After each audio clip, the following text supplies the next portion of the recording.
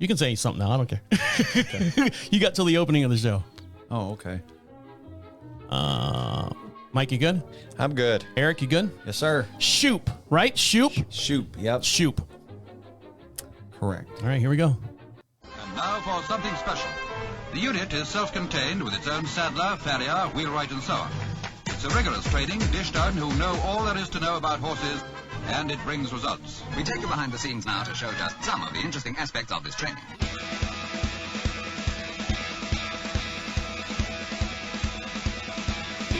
Welcome back to Equine Dynamics with Mike Stine, the #1 podcast to create sounder horses from the ground up.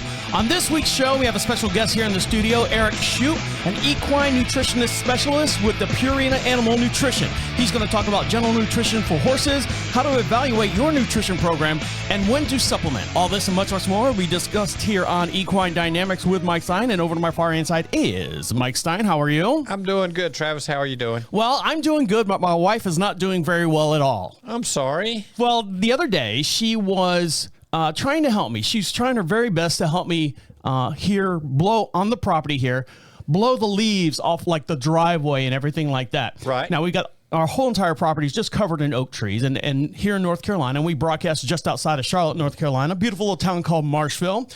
And don't forget, for every podcast we do, we have a matching video as well. So make sure you go over to YouTube and like and subscribe to Mike Stine over there. And you can see us here in the studio, me waving to Mike, Mike waving to me. And in the backhand corner, we have Eric Shupe, who will be coming up here shortly. So stick around for him. But my wife was like, I'm going to get the blower out and blow all the leaves off the driveway. So she's pulling and pulling and pulling on the blower, Echo blower. Right. Couldn't do anything. Couldn't get it started. I'm like, I know, babe. It's that time of year. It's cold. It's not going to start. So then she gets up the next morning to ride horses, to go train with Diego off the property. Right. And she can't lift her arm. She was so mad and so gung-ho as far as getting that blower started the day before, right, that she threw all the muscles in her shoulder out. She's like, I'm going to try to ride Diego and try to ride Diego. I said, babe, if your arm's not working right, don't go out there and screw the horse up. The horse is going to come back all crazy now, right, because your arm's all messed up. And I thought about the one lady that you were explaining where she had a knee brace on and was digging at the horse. Right. So I didn't know. I just figured that's what my wife went through the other day. And I just... In a form, yes. Yeah. So what do you got here on the table, Mike? You got a whole bunch of things. Whole bunch of stuff. So hold it up. This is your camera right here for today. This is my camera for today. Yep. So what do you got there? I have hoof putty. What is hoof putty? This is from our friends at... Get it right. They're very expensive. Hoof Doctor. And where are they out of? They're out of Canada. And if you have, deep thrush problems, white line, separations in your hoof wall, you would pack it, clean the area out and pack it with your hoof putty to take care of any kind of bacteria, fungus, or anything like that. What else you got there? And also, we have... Plastic bag, very noisy. Plastic bag that's very noisy with their hoof paint. Okay, and is that like fingernail paint, like my wife puts on my hands? We could paint your fingernails with it, yes. I think this is probably a little more of an oil. Okay. And they've put together, it's all natural, and they've put together a few things to really kind of clean up and help keep horses' feet in order. Now, as you know, we have Cayenne and Dominique here on the property. Right. And the pastures are getting kind of scarce out there as far as grass and everything.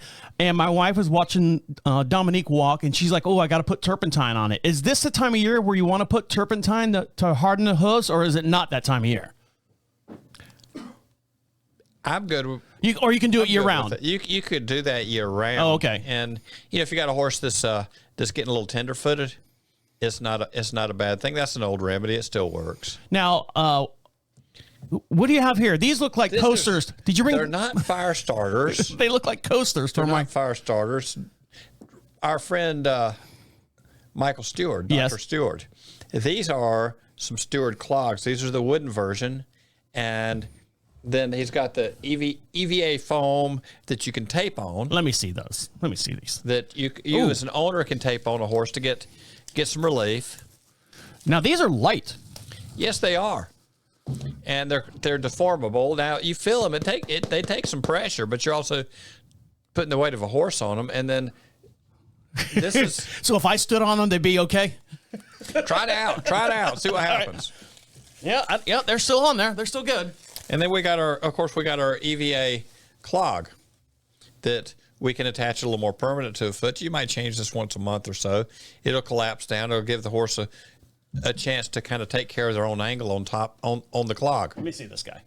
This is a coaster. It's a coaster, yes. So there you go. That's the famous. Is it Stewart? Stewart, yeah. Dr. Stewart. Dr. Stewart. You talked to him. Yeah, we talked to him a couple weeks ago. Yeah. So that's the stuff. He actually sent us a couple. That's the stuff, yes. Well, very good. All right, guys, stick around. We got a lot to talk about, lots to get into, and we have a special guest here in the studio, Eric Shupe. Am I saying that right? Eric Shupe? Yes, sir. You're all over it. And he's a equine nutrition specialist. He's going to talk all food for your equine. So stick around. You're listening to Equine Dynamics with Mike Stine. He'll be right back. Woohoo! It didn't crash. So a little background. My I don't know if you know computers. My video card is like on its last leg, and I'm trying to. I got a brand new one back here I just bought. Right. But then Mike goes, "Hey, Eric's coming over," and I go, shit." Of course, now I did this to him because I kept forgetting about it on like Sunday. So I'm like going, all right, I gotta figure out a way to cheat. Hey, this surprise, thing. Travis. Duct tape and glue and all this stuff. So right. everything's going good. I said the worst case scenario, the video card crashes and everything freezes. So we'd have to stop and reset the computer. But I don't want to think about that. Yeah, it's all good. You ready, Mike? Yes, sir. Eric, you ready? Yes, sir. Okay, here we go. Welcome back to Equine Dynamics with Mike Stine. If you have a question for Mike Stine, the way you get a hold of him is go to equinedynamics.com. At the top of the page says contact us. Fill out that little form. Make sure you put a return address as well, and we'll send you out a whole bunch of prize goodies and stuff. And all this stuff that Mike has from the Hoof Doctor, a company out of Canada. Next time he does a live event, we'll let you know where he's at. He'll hand these out to you. You guys can try them or try these items and give us your opinion on those as well. And someone with his very own opinion is Mike Stine. How are you? I'm doing good, Travis. How are you? I'm doing all right. You know, I have a question for you before we continue. You want me to give the answer before you give the question? Yes. Your friend, your office manager, said something the other day about when I say YouTube and Facebook and stuff. Is there a way that she can put all those links on your website? That way I can just send the person to that website to make everything easier? Yeah, I would have to ask the question. Okay, you ask the question and let me know what the answer is. Okay, I would give you an answer, but I have no answers. Okay, and a guy joining us here in the studio with all the answers as far as equine nutrition is a very special guest from Purina Animal Nutrition, Eric Shupe. How are you, Eric? I am fantastic. How are you, Travis? I'm doing all right. Well, we appreciate you joining us today. Absolutely. And driving all the way out here. Let me switch to camera. Let me switch to camera 8. Drove all the way across the country, just about. Around the world. 3.5 hour trip to get to us here in Marshville to sit here on Equine Dynamics with Mike Stine. We appreciate you taking the time to travel this way and join us. Absolutely. Can I ask a question? You sure can, yeah. Before we start? Yeah. Mike has an office manager? How does that work? How do I get one of those? It's a high price to pay. It's a high price. Yeah. Price to pay. There's a long laundry list of people trying to get Mike's office job. The job there. Yeah. Yeah. I tried several times. I still can't get in. I know the guy too. All right. So you are here. First of all, I always ask this question because I've always said that horse people are weird. All right. No. Fair. Yeah. Is that a fair statement? So how did you, Eric, get involved with nutrition of a horse? Now I can understand, like, you know, a sports medicine guy because he did, you know, he played a little high school ball and now he can't make it to the big league, so he joins, you know, sports medicine type deal. How did you have like a bad fall off a horse and you're like, well, I can't do that anymore. Might as well feed him. Well, I may have. It landed on my head, and I think that's the root of the problem. I knew it. But no, that's a great question. So I am one of those weird horse people. Oh God! And I grew up in thank you. I didn't mean to insult you. No. It's cool because we're all weird horse people here. So I'm sure it's a pride badge that you would wear. It is. Yep. Once you get inside my head, people think, "Oh, this is a weird place to be." So, but no, I grew up in Virginia. Up in Northern Virginia is where my family got into the horse business. A lot of English up there in Northern Virginia, a lot of dressage, and my family got into, we got our first horse, and my sister competed show in jumpers, is what she would do. She did hunters, jumpers, and I just kind of got the horse bug. So we had one horse up there, and then when it graduated high school and came down to figuring out what I wanted to do, I went to Virginia Tech and got my degree in animal science with an equine emphasis and a science and biotechnology option. And I kind of decided I really didn't want to go to vet school and wasn't sure what I wanted to do. So started out with Tractor Supply Company, actually as a store manager, and got some business experience, and then learned about the relationship that Purina had with Tractor, and the nutrition piece was always really interesting to me. So been with Purina for about 18 years now, and love every minute of it. 18 years, you look barely 22 over there, Eric. I hope you have an optician come on there, Travis, so that you can get your eyes checked. Well, I was telling you, I was having problems with the video cards here, so that's what you look really young out here on the YouTube channel. So tell us about general nutrition. Now, here's the question that I have. Now, I've said this a million times. I'm the simpleton. Now, you've driven up the property. You've seen our property and the pastures that are out there. We've just reseeded the pastures because the spring grass has kind of died off and everything. So we're getting ready for next spring. So the grass is not as plentiful out there for the horses. Sure. So we've been giving them hay. Now, we've been giving them Timothy hay, but only like what they call a fleck, one fleck at a time, and then they can just kind of mosey around between all three pastures and get what they need for the rest of the day. Then my wife goes, well, we have to feed them their nutrition. Here's where I had the problem.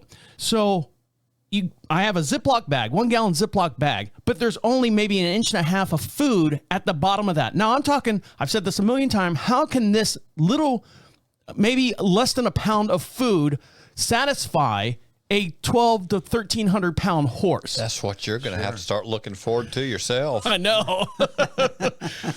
Well, that is a great question, and the way to answer that question is it depends on how you define the word satisfy, right? Because whether it's the forage that's out there that is kind of going away in our part of the world, and you're supplementing that with hay and with the concentrate portion of the diet that you're talking about in the little baggie, all of those are just vehicles to get the nutrients into the horse, right?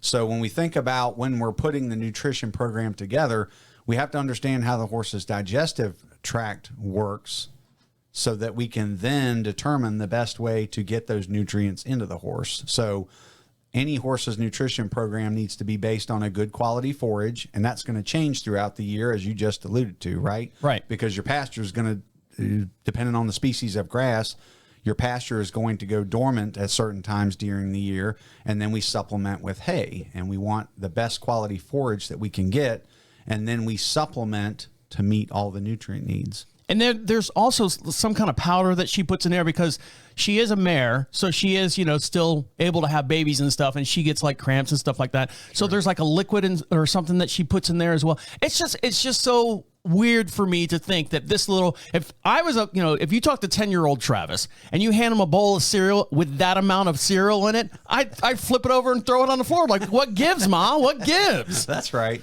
Well, and that's that's gets back to their digestive tract being just set up a little differently than ours, right?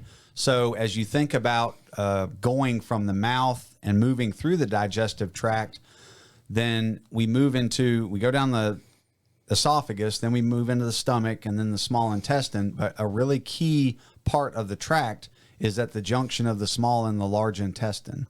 And they have what's called a cecum. It's a really big organ, but that's full of lots of bugs that digest the forage.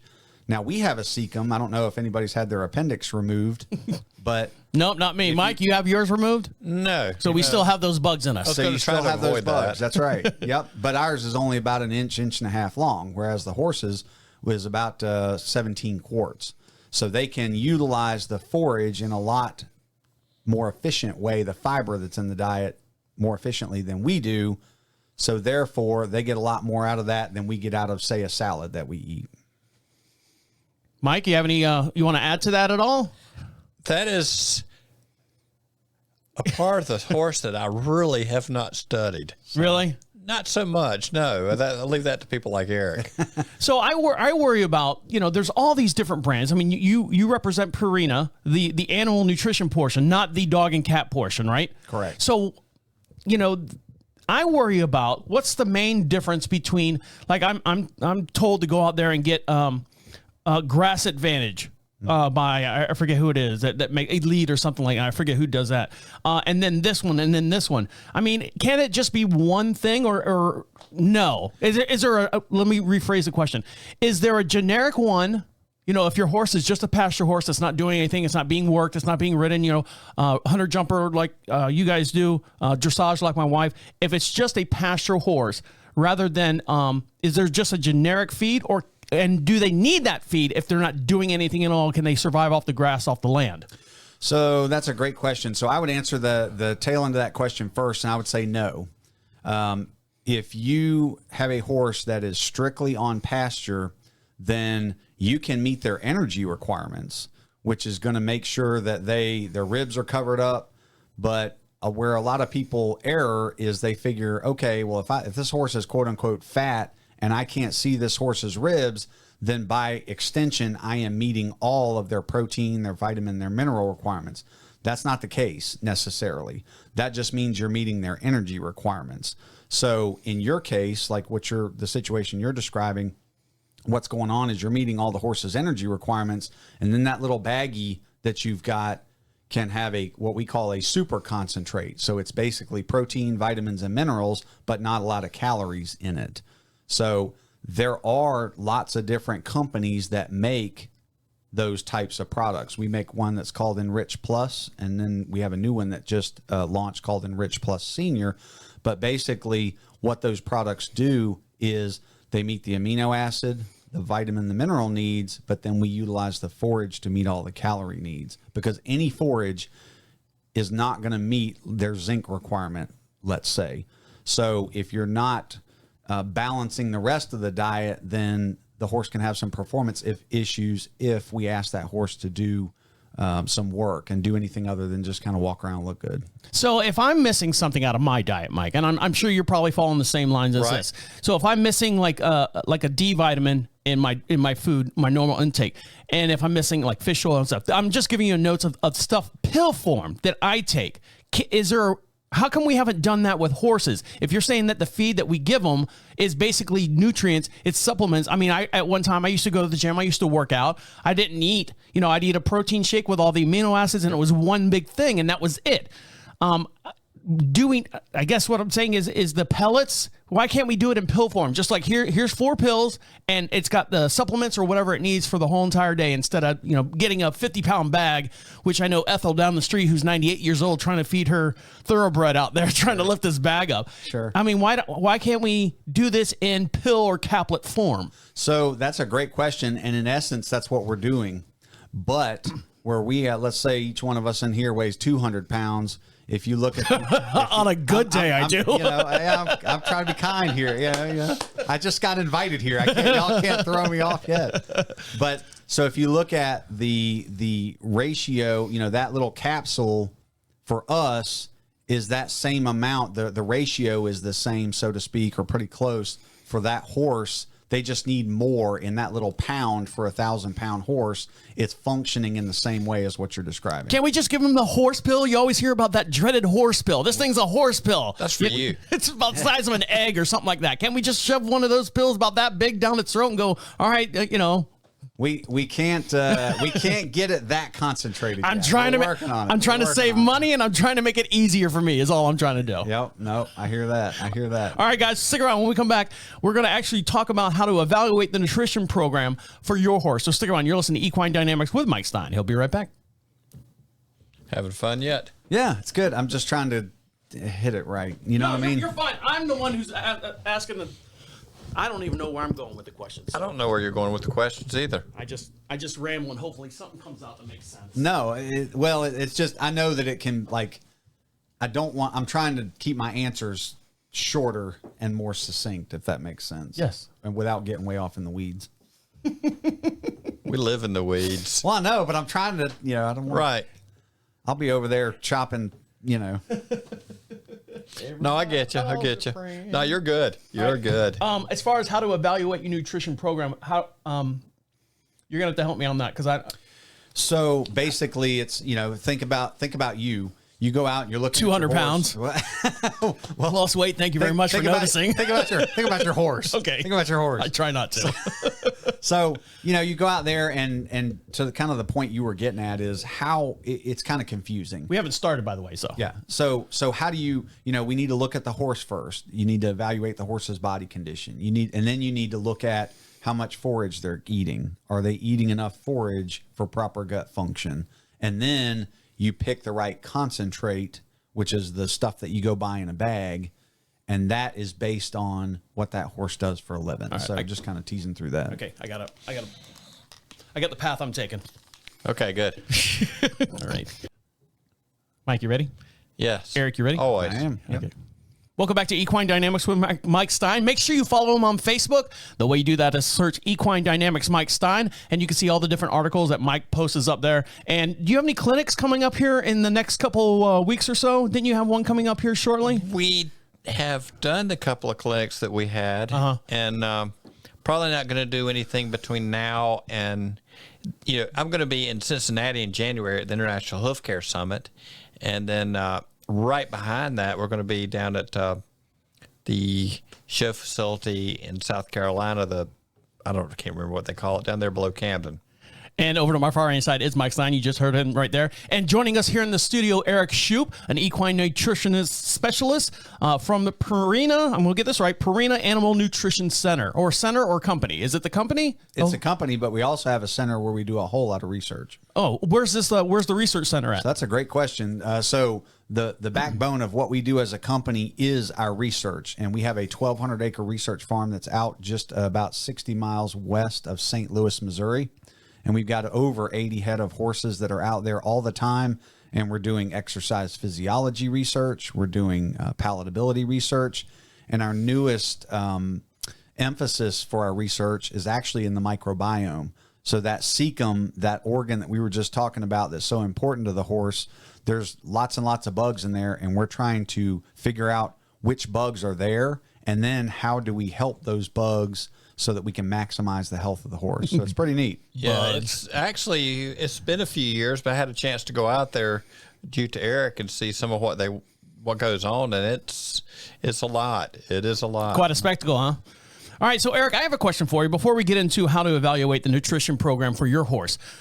I was talking to a young lady a long time ago, and she was trying to get me to this one brand of horse food, and I'm not going to tell who it is or what brand it is. I don't want to bash anyone. Sure. But she was saying that if you look at any other horse, manufacturer feed, they use a lot of what they call husk. And the husk are like peanut husk, is from my understanding, the shells of a peanut, the ground peanut and stuff. She's like, this one right here doesn't have that, and you don't need that husk getting into your horse's feed, and it's basically like a filler or a whey or something like that. Sure. Is that something that's common practice when you do horse feeding, or when you're talking about doing the research and stuff? Is that something that you add to horse feed to give it, like aspirin's got sodium, not sodium, I'm sorry. A buffer. Yeah, no, aspirin's got like starch in it, so to make it big. If you actually have an aspirin pill, it's about the size of a needle. Sure. So they give the starch in the aspirin to make it bigger. Like a carrier. Yeah, exactly. All right, so that's the word I'm looking for. Is it common to use peanut husk or shells, to however you want to pronounce it, as a carrier in horse products? So each ingredient that goes into our products, and again, to your point, I'm not going to say anything about any other manufacturer. I'm going to stick to what we do. But we actually, through that research farm, we determine what is the appropriate combination of ingredients for a specific feed for a specific horse. So it depends on why that particular ingredient is in there. So something like our Purina Equine Senior, that product is actually formulated so that we can replace all of the forage in the horse's diet. So I can take a horse and put the diet together properly and feed that horse nothing but Equine Senior and water and meet all of its nutrient needs. Now, when you're making a product like that, you have to have some indigestible fiber built into that product so that it can function and replace hay. because you have to have some indigestible fiber. What it does is it helps sweep and keep proper gut motility. So if you're developing a product you can replace hay with, you have to have the right mix of fiber.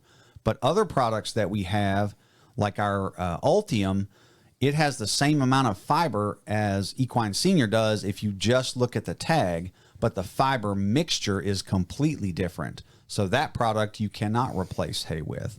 So it's a great question. And, peanut hulls are a fine ingredient that you can use to function as indigestible fiber, but it's not just a blanket. Here we've got a load of peanut hulls and we just need to put them in everything because we just need to put them in everything. But it's a common practice that people do use, or companies do use, the peanut hulls. That's correct. Now, do you guys do it? Yes.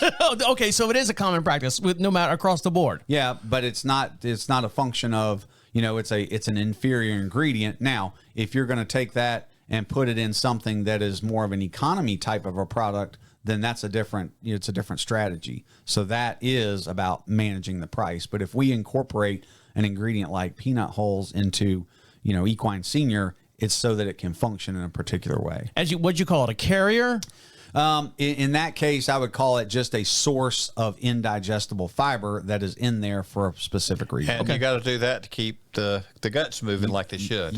And so the hay, a lot of what is in the hay, the quality of the hay is important because you have to have a mix of indigestible and digestible fiber so that you can, again, to Mike's point, you have to have proper gut motility because the horse cannot regurgitate. So if it goes down the horse's throat, then whatever it is not coming back. It's going out the other side. So got to keep everything moving. You got to keep them regular because if you watch them, that's what they do all the time. They're designed to eat small meals frequently throughout the day, and that's what they're going to do if left to their own devices. So proper gut motility is critical. All right, so now explain how to evaluate your nutrition program for your horse. So the first thing that I would encourage someone to do if they're wanting to figure out if they're meeting all their horse's nutrient needs is, number one, look at the horse's body condition score. So the scale that we use to score a horse goes from a 1 being emaciated to a 9 being obese. And the ideal score for most horses is somewhere between a 5 and a 6. So if you can stand back looking at the side of that horse and not see that horse's ribs, but you can find those ribs with light pressure from your fingers, then that horse is about a body condition score of a 5. That's gonna tell you, are you meeting this horse's energy requirements or not? The second thing I would look at is I would weigh out all the components of my feeding program. So we were talking about hay and pasture earlier. This time of year, in our part of the world, a lot of pastures are going dormant, a lot more hay being fed. The horse actually needs about 1.5% to 2% of their body weight per day in forage. So hold on, I've got a 1,200-pound horse out there. You mean that she's out there eating 400 pounds of grass? I don't think I have 400 pounds of grass on the whole entire property.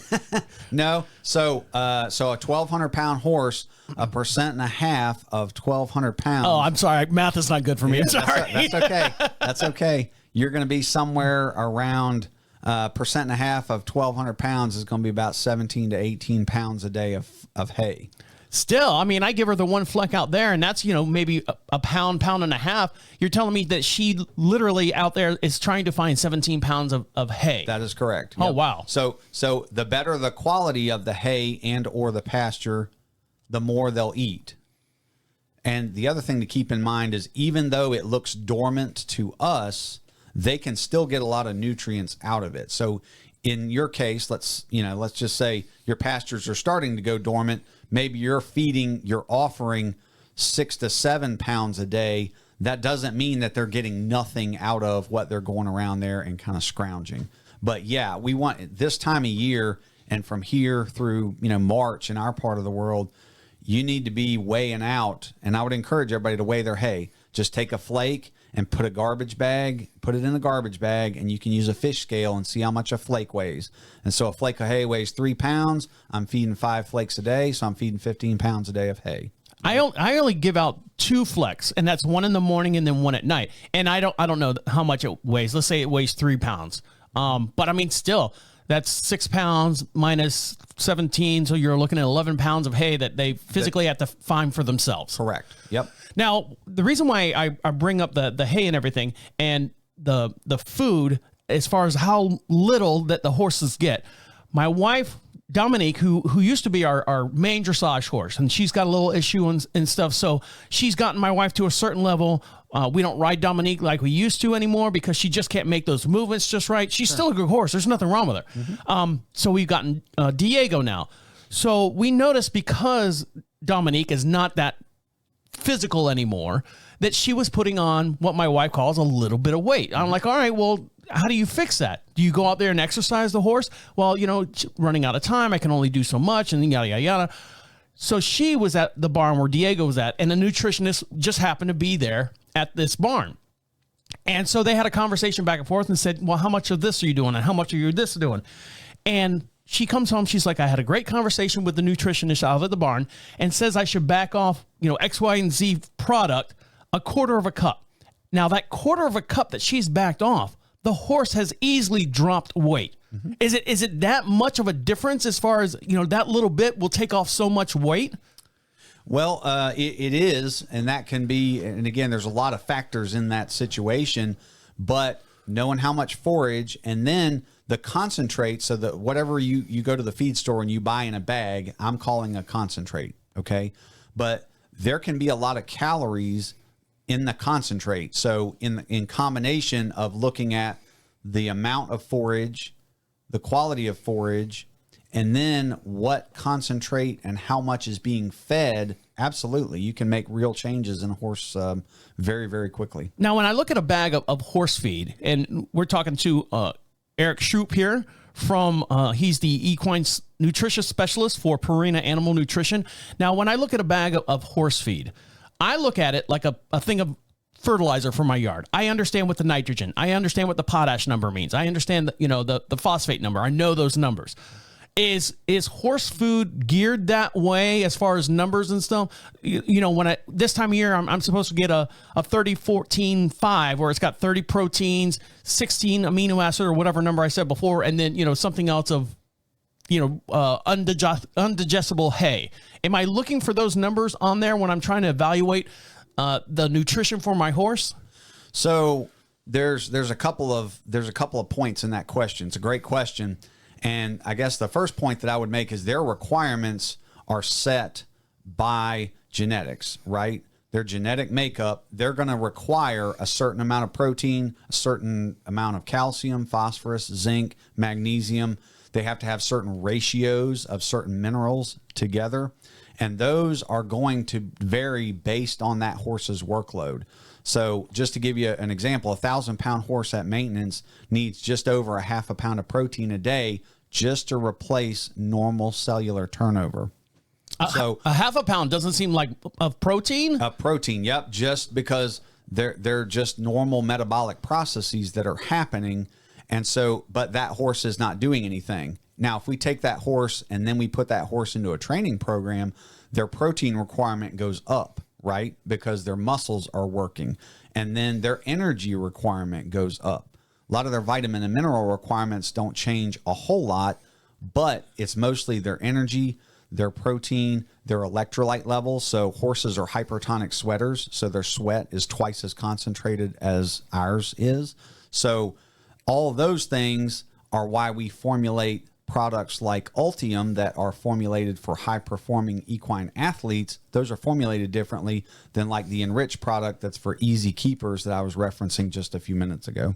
So for our audience, what's the easiest way to evaluate your nutrition program for your horse? Whether, what's the ideal? What are you looking for in the horse, to make sure that the horse is getting exactly what it needs? Yep. So you want to look at the horse. So just like I said a second ago, we body condition score the horse.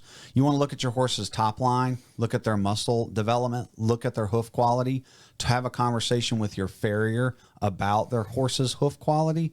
And then, so get a baseline of, is my horse healthy? According to my vet, according to my body, my own, is my horse performing? So if your horse is in any kind of work program and it looks like your horse is having difficulty recovering after exercise, then that would warrant a look at the nutrition program. So number one, you look at the horse. Number two, you need to understand all of the components of your program. So weighing out your hay, your pasture, like we were talking about. You can't weigh the pasture, but weighing out how much hay, and then weighing out your concentrate, how many pounds a day of X that I'm feeding.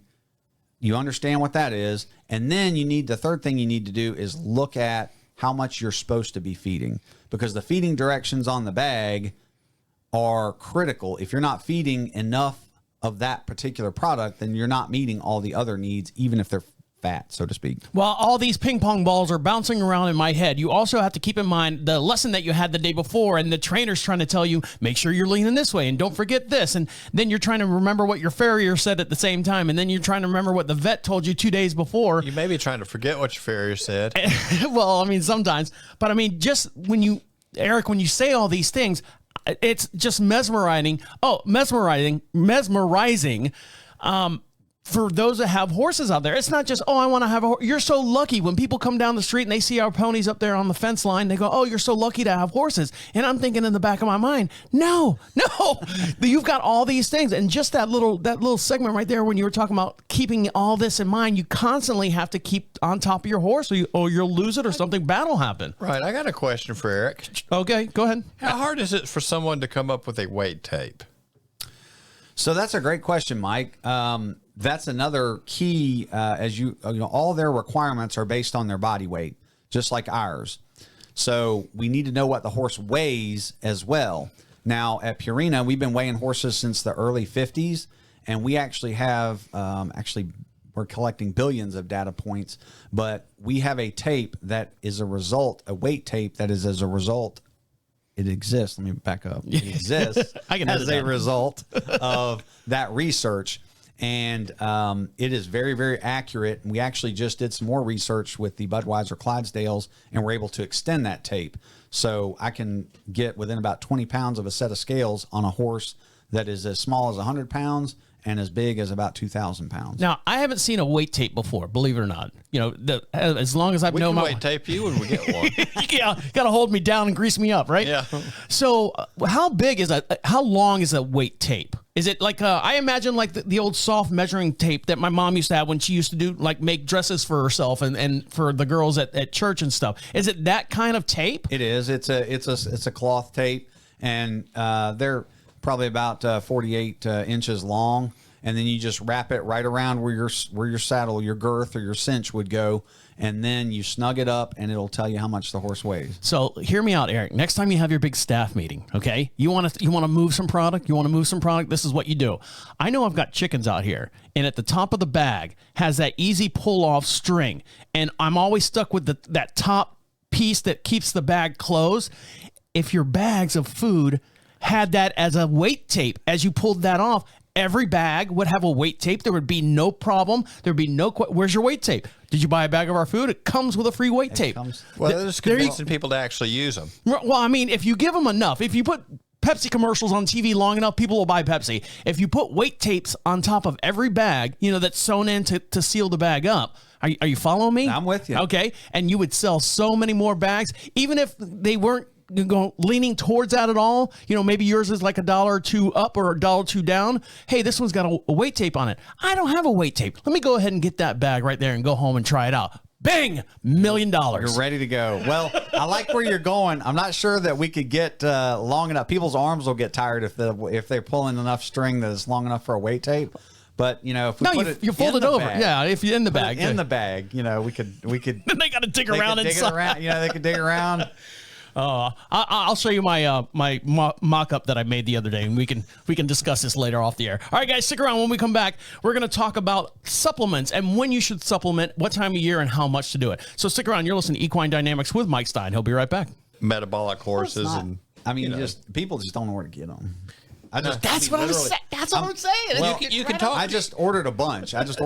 So I can get them. But yeah. You know what I'm talking about? That when you. Oh, the tape at the top, yeah? Yeah, when you pull that string off, yep. I'm always stuck with that white piece that seals the bag. Just put some freaking numbers on it and, make it fold in half. So if it's, this long, it'll unfold out. It'll unfold. That's not a bad idea. Millions. Stick with me, kid. I'm trying to. Stick with me, kid. I'll take you to the top. Now, if I see it out on the market, I'm going to be pissed. that's what I'm going to. If I see it, I'm going to be, should have had my chance. All right. All right, you ready? Yeah, I'm ready. Yep. Welcome back to Equine Dynamics with Mike Stine. Don't forget, for every podcast we do, we have a matching video over on YouTube, so you can go over there, search Equine Dynamics Mike Stine. Make sure you subscribe to him over there. He'd love for you to do that. And don't forget, we'll give you a free prize pack as well. Go to equinedynamics.com. At the top of the page says contact us.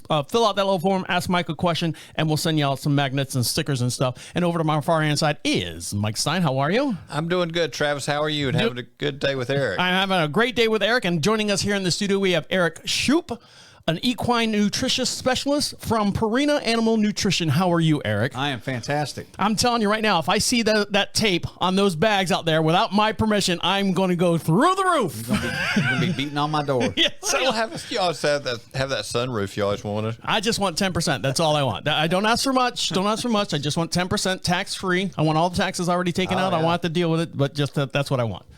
All right, so Eric, we talked about your product, your food, fillers, or the non-digestible hay. Why can't we just give them, a big old horse pellet, to make sure that it gets the nutrition and stuff that it needs?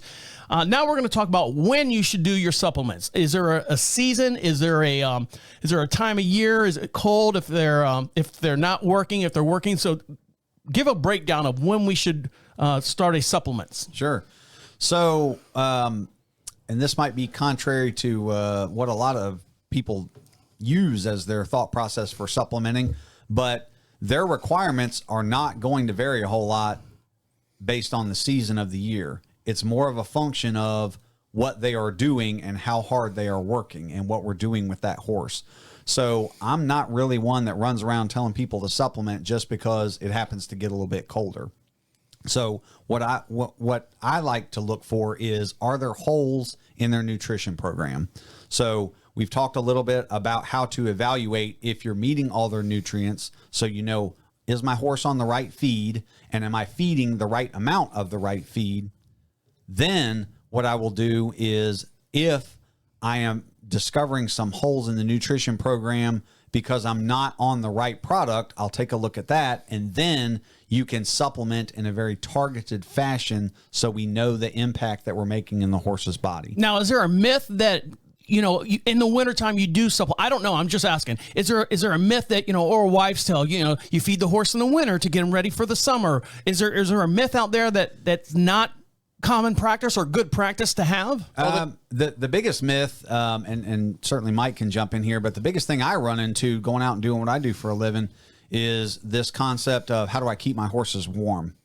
And so, you don't run into this a whole lot now, but there's used to be a myth that corn was a heating feed. I feed my chickens scratch, Yep. and because it supposedly keeps them warm in the wintertime. Yep. And that is an old wives' tale, so to speak, because the best way that you can keep a horse warm is to feed them a good quality fiber source, because that cecum that we've talked about a couple of times with all those bugs, those quadrillions of bacteria back there, that is going to be that horse's internal furnace. So if we want to keep our horses warm, the best thing that we can do is have a good quality forage in place and make sure we're hitting that percent and a half of body weight. I'm sorry, 1.5% to 2% of body weight. So it would be because of the fiber content of keeping them warm. That's exactly right. The higher the fiber content, or the higher quality, I should say, the fiber content, the better quality, those bugs will be happy and they will be creating heat. Right, and the corn on its own would not be a higher fiber. No, the corn actually is very high in starches and sugars, about 60%, and those will actually be broken down and absorbed in the small intestine. They should be, before they get back there to even where they could potentially help us if that was the right fiber. But corn's very low in fiber. So, and then you've got horses that are metabolic out there that you don't need to be pumping them full of sugar. That's exactly right. There's lots of considerations. Horses nowadays, they're living longer. They are more prone to metabolic issues because of a function of the fact that a lot of them don't work very hard. Right. And a lot of them, we've made a lot of advances in medicine, and our horses are living long enough to develop some of these issues, right? So Right. yeah, we are having to deal with some things that we have to take into consideration. So give us a good layout. Is there, I hate to use the term generic layout, a good layout or a good rule of thumb or however you want to word the phrase, as far as creating a good regimen for supplementing your horses? So one of the supplements that I like to recommend in a lot of cases, because it fits a lot of horses, is a supplement that we make called Outlast. And what Outlast is it is a gastric buffer that actually effectively buffers the horse's stomach in under 2 minutes, and it keeps it there. It keeps it buffered properly for over 2 hours. And why would you want to buffer the horse? So a lot of horses, actually, they did some research out of Virginia Tech, and 93% of all horses that were out there struggled with some form of gastric discomfort. Okay. So we used to think it was just a performance horse problem, but it's actually, there's a lot of horses that are out there that we can help by buffering their stomach effectively. So it's a horses putting up with people problem. There's a lot of things that fall into that category. That's correct. Yes. Horses don't have people problems. People don't have horse problems. Horses have people problems. Yes. I think I've heard that before a few times. I'm sorry, I lost my train of thought. As far as was that all that we need to know as far as the supplement, a good basic scheduling for supplements? Yeah, Outlast is kind of a gastric buffer. That's something a lot of horses struggle with, is gastric discomfort. Certainly, we make a supplement called Amplify that is a high calorie supplement. So the next supplement question I get a lot is, number one, do you have a buffer? Number two, how do I get weight on a horse? Particularly as horses get older and we move into the winter. So Amplify has about 2,000 calories per pound. So you can add that to whatever it is you're feeding now. And it's got all the protein, all the vitamins, all the minerals, and it's got a whole lot of calories. So that would be the second thing that I would say is one of our more popular supplements, would be Amplify. We have an amino acid supplement. So maybe your horse is struggling with top line, or maybe your horse is not recovering as quickly after intense exercise. Then Super Sport is what that supplement is called, and it actually is kind of like an amino acid builder, like a bodybuilder shake for horses. So that's a good one. So what about like electrolytes? Us as humans, we work out, you always hear, replenishes your electrolytes. Is there electrolytes replenishers that you guys create or make? Absolutely, and that's actually our newest supplement. It's called Replenimash. And what it is it is a mash that is made up of ingredients that we use to make feed already. So it's not going to disrupt the hindgut, but we have built in a full complement of the electrolytes that a horse needs. So it does a great job in replenishing electrolytes because, like I said, horses are hypertonic sweaters. So they lose electrolytes twice as fast as we do. So here's a question that I have. It might not be with a supplement. So my wife, all our horses are on the same food, same brand company, same brand, everything. You hear this story. My wife always saying, well, I don't want to switch food because it'll upset the horse's stomach. But I'm like, technically, isn't it the same? If this is, if this product has 1, 2, 3 in it, and this product has 1, 2, 3 in it, and they're made by two different companies, how would that upset the horse's digestive system or give it, runny bottoms is what I always say. Sure. Yeah. And that's a question I get a lot is, how do you manage a transition in the horse's diet is another way to ask that question. And it's actually pretty easily done as long as you make changes over about a 7 to 10 day period. Because if the horse is getting loose manure, then that's a telltale sign that what you have done is you have upset that horse's hindgut. So most of the hindgut disruptions are going to result from I should say, a change in the forage. So if you look at the percentage of the horse's total diet that a couple of pounds of concentrate is, it's a very small percentage, and it is not going to cause the issues that folks think it does. If we're getting runny manure, then that's indicative of, in most cases, a change in the horse's fiber, the horse's hay, or their pasture source. What about nerves? Like if it has like anxiety or something like that? And that will affect the horse's hindgut as well. So if you do nothing but take the horse and move it into a different pasture and that horse is more of a nervous horse, then that horse can develop diarrhea for a couple of days. I get diarrhea every time I see Mike come down the driveway. I'm like, oh, here he comes. Here comes that bill for the horses. All right, guys, stick around. When we come back, one more little segment, we'll wrap up the show. You're listening to Equine Dynamics with Mike Stine. He'll be right back. Yeah. I don't know. Y'all tell me. How am I doing? You're doing great. You're doing great. It's so much information, which is great. You'll say one key word and I'll be like, oh yeah, that makes sense. And then you'll say something else. I'm like, oh yeah, that makes sense. What was I going to say before? Shit. Damn it. That's why I was like, I lost my train of thought. Go back to what you were saying. Okay. Always do. Yeah. All right. You ready? Here we go. Yep. Welcome back to Equine Dynamics with Mike Stine. If you'd like Mike Stine to perform a clinic out at your location, the way you do that is go to equinedynamics.com. At the top of the page it says clinics, and you can fill out that form and he'll come out there and perform a clinic at your location. Or if you'd like Equine Dynamics podcast to perform at your event or activities you got going on, we can broadcast right from your location. That same form is there. Make sure you fill that out as well. And over my far inside is Mike Stine. How are you? I'm good. How are you? I'm doing well. And joining us in the studio, very lucky to have, is Eric Shupe. Shupe. And he's an equine nutrition specialist. How are you, Eric? I am fantastic. So you've given out so much information. So we're going to do a briefly, what did we learn today? What did we learn today? So we learned in general nutrition of a horse. What should we be looking for?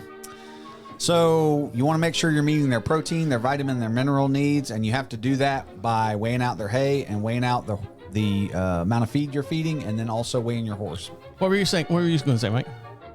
Listen to Eric. Okay. Don't listen to me. Listen to Eric. Listen to Eric. Also, how to evaluate your nutrition program. So again, the biggest thing you want to do is know how much hay you're feeding and or pasture the horses has access to, how much of your concentrate, whatever you're buying in a bag, how much your horse weighs, and what your horse's body condition score is. You know all those things, you're going to have a really good start. And when's a good time to supplement? If it's not now, when?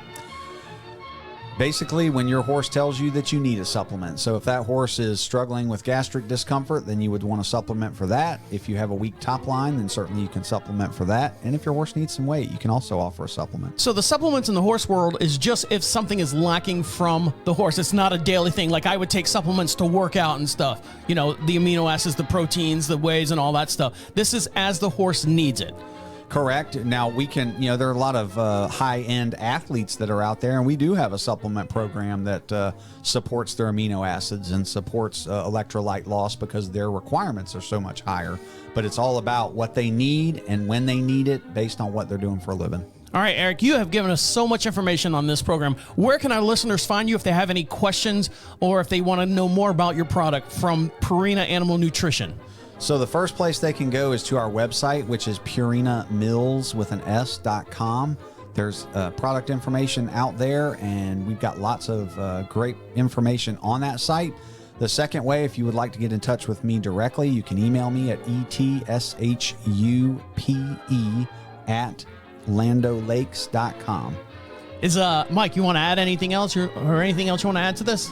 No, Eric has always been a wealth of information, and then always willing to jump in and help wherever he can. And, people need to learn more about nutrition because we do cause a lot of problems with it. Now, Eric, you live in North Carolina. You live in this local community that we have here.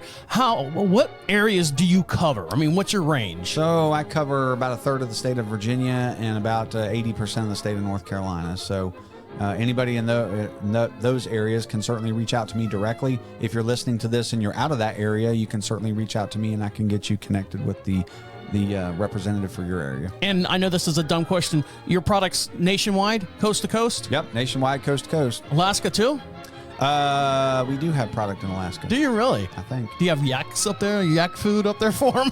We actually make reindeer. Do you really? Reindeer, yeah. We feed anything from aardvarks to antelopes. Well, there you go. A to Z, right? I'm sorry, aardvarks to zebras. There you go. A to Z. A to Z. That's better than A to A. Yeah. Well, we appreciate Eric joining us here in the studio on behalf of Mike Stine over there. Have a good day. Enjoy your horses, and thank you as always, Eric. Appreciate y'all. My name is Travis Sane. See you next week. All of the doggies are in the corral. All of your work is done. Just close your eyes and dream, little pal. Dream on.